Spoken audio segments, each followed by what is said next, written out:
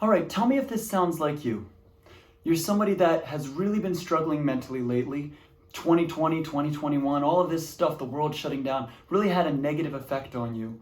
You also have found yourself smoking marijuana every single day, or maybe you're drinking every day, or using some sort of pills every day, taking Adderall every day.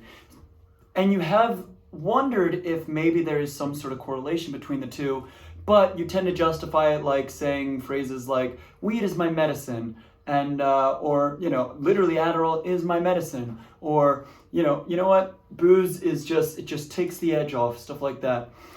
Here's the thing: anything that you are consuming every day that is altering your brain is negatively affecting you.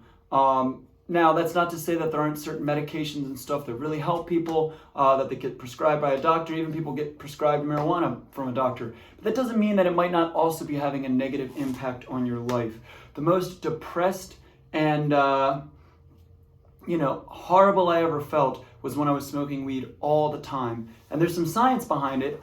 Basically, these chemicals, when they attach to the different parts of our brain, it makes it so that our androgynous chemicals that are already found in our body basically are like, whoa, something's already there, and they just kind of flee, making it so that it's harder for us to build up dopamine, it's harder for us to build up all kinds of natural chemicals that we build.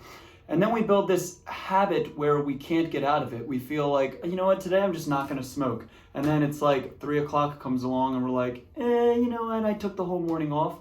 I guess I could smoke a little now. And then we start the cycle all over again.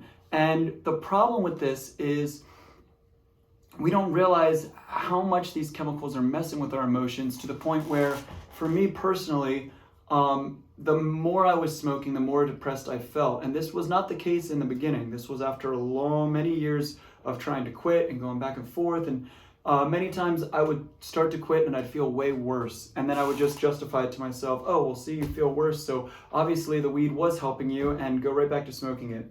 But the only reason I was feeling worse was because now my body didn't have these androgynous chemicals, which are basically the chemicals that my body was naturally making, and it didn't have the weed to replace those. So because of that, I was stuck in this situation where all kinds of things were messed up in my brain. And you're gonna go through that when you first quit. It sucks, but you have to get through the suck, or being stuck in the muck, before it gets better. And I can tell you, as someone who has now not smoked marijuana in almost 3 months, my life is significantly better. I'm more attentive with my wife and my child and the people around me. I can look people in the eyes again, whereas when I was high and constantly trying to act as though I wasn't high, that just wasn't the case. It's almost to the point now where it's hard for me to remember how bad it was, because it's so different now. But if you're looking to quit, and your mental health just feels wrecked, but you're telling yourself the excuse of, I need this, or this is my medicine,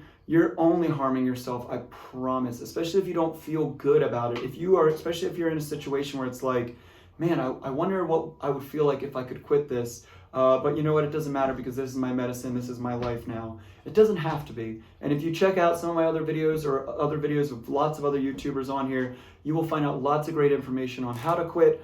Together we can stick this out. I'm here for you. Thank you for watching this video. I hope it was educational for you. Have a great day.